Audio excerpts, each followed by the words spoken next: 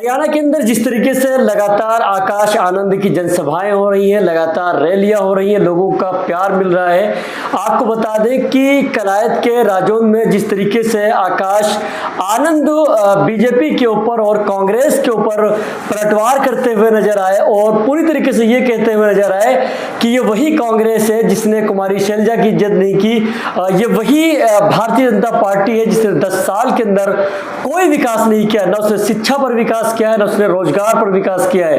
न जाने कितने युवा बेरोजगार घूम रहे हैं। इस तरीके से लगातार आकाश आनंद ने काफी सारी बातें की हैं और जनसभा को संबोधित करते हुए आकाश आनंद ने यह भी कहा कि वक्त आ गया है कि किसको वोट करना है, किसको वोट नहीं करना है। और भी काफी अपने लोगों से आकाश आनंद ने बात भी की, जिसके अंदर आपको हम बता दें कि आकाश आनंद बीएसपी की भी योजनाएं काउंट करवा रहे थे, गिनती करवा रहे थे, साथ में भारतीय जनता पार्टी की भी।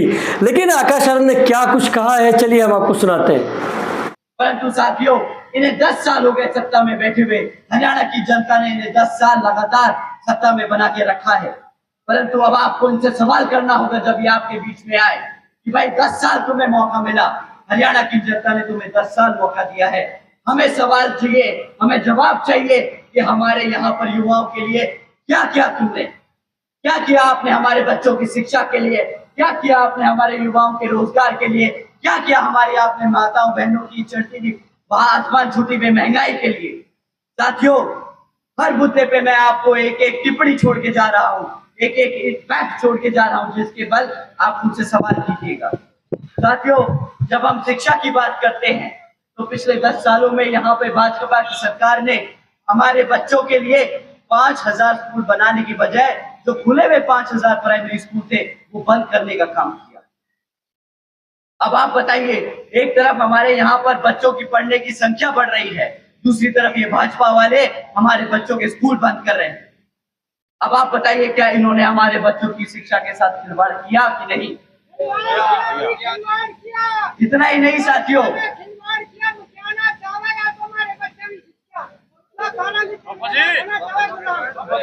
ये चाहते हैं गुलाम बनाना। जब बच्चा अनपढ़ रहेगा तो क्या करेगा? बाबा भैया जी ने सही कहा, उन्होंने सही कहा है कि जब हमारा बच्चा पढ़ेगा नहीं तो हमेशा गुलामी करेगा। इन लोगों ने हमारे पिछले 10 सालों में बच्चों को गुलाम बनाने का काम किया है। ऐसी सरकार को दोबारा अपने हल्के में घुसने मत देना साथियों, दोबारा घुसने मत देना। इतना ही नहीं साथियों, 2000 से ज्यादा यहाँ पर सीनियर सेकेंडरी स्कूल है प्रदेश में, परंतु इन 2000 से ज्यादा स्कूलों में, आधे से ज्यादा स्कूलों में पढ़ाने के लिए शिक्षक नहीं छोड़े, जानबूझ के शिक्षकों की भर्ती नहीं करी ताकि अगर कोई स्कूल खुला हुआ भी है तो वहां पे हमारा बच्चा पढ़ ना सके। इतना ही नहीं, बल्कि जो कॉलेजेस में पहुंच गए हमारे समाज के बच्चे, SC ST OBC समाज के छात्र जो कॉलेज में पहुंच गए, उनके स्कॉलरशिप का भी पैसा 2017 से रोक रखा है। हमारे बच्चों को पढ़ने नहीं देते, उन्हें हमेशा गुलाम बनाने की कोशिश करी है। साथियों, ऐसे लोगों को जिन्होंने हमारे बच्चों के भविष्य से खिलवाड़ किया, आप लोग अपने हलके में, अपने गांव में, अपनी गलियों में घूमने मत देना। समय आ गया इनको उखाड़ के फेंकने का, इनको बिल्कुल भी अपनी यहाँ पर घूमने मत देना। साथियों, इन्होंने सिर्फ शिक्षा के क्षेत्र में सिर्फ एक ही जगह तरक्की करके दिखाई, वो है यहाँ पर आए दिन पेपर लीक की जो खबरें आती हैं, इन्होंने बस उसी में तरक्की करी है। हमारे यहाँ जितने भी युवा साथी हैं जिन्होंने भी सरकारी डिपार्टमेंट में जो नौकरियां निकलती हैं उसके लिए पेपर दिया है, उन्हें पता होगा कि कितनी बारी उन्होंने बेचारों ने मेहनत करके वो पेपर दिया और अगले दिन पता चला कि भाई वो पेपर लीक हो गया और इनको बहाना मिल गया वो सरकारी नौकरियां रद्द करने का। यहाँ पे जितने भी युवा साथी हैं अपना हाथ उठा के बताएं कि कितनी बार तुम्हें अपने आप को निराश होना पड़ा, अपने माँ बाप को बताना पड़ा कि मेरी रोजगार, मेरे को नौकरी नहीं मिली। साथियों, हकीकत तो ये है कि ये भाजपा हो या कांग्रेस, दोनों पार्टियों ने हमारे बच्चों के भविष्य से खिलवाड़ किया है। एक सरकार में रहकर ऐसे काम करती आई है और दूसरी विपक्ष में बैठकर इन पे सवाल नहीं करती, इनको घेरती नहीं ताकि ये लोग अपनी हरकतों को सुधारे। तो साथियों, ये दोनों ही पार्टियां हमारे बच्चों की गुनहगार है, हमारे बच्चों के भविष्य की गुनहगार है।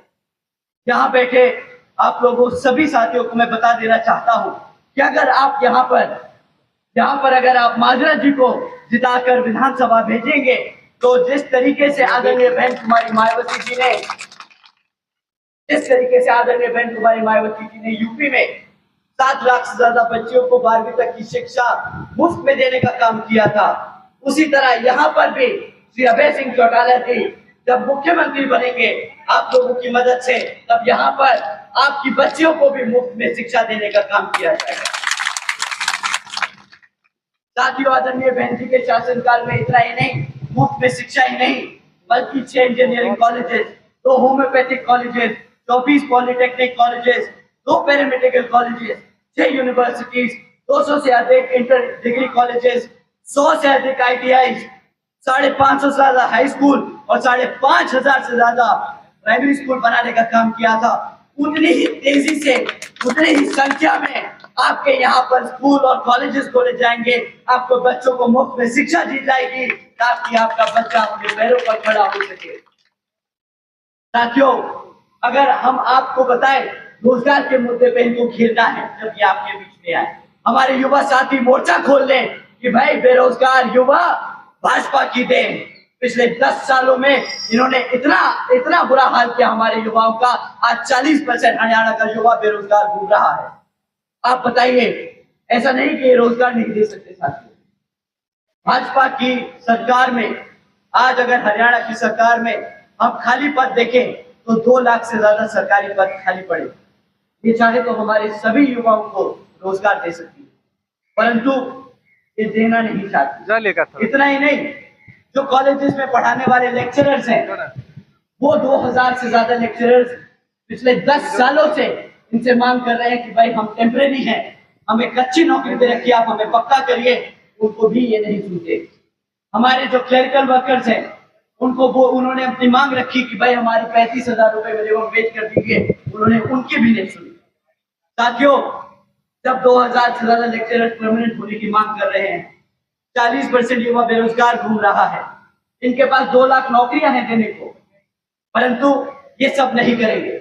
ये ना हमारे बच्चों को रोजगार देंगे, ना हमारे पढ़ाने वाले शिक्षकों को परमानेंट करेंगे, ये ना ये 2 लाख पद भरेंगे। ये कौशल विकास निगम जैसी योजना चलाते हैं, जिसके तहत ये सारी जितनी भी पक्की नौकरियां हैं उनको कच्ची नौकरी बनाकर हमारे बच्चों का आरक्षण छीनने का काम कर रहे हैं।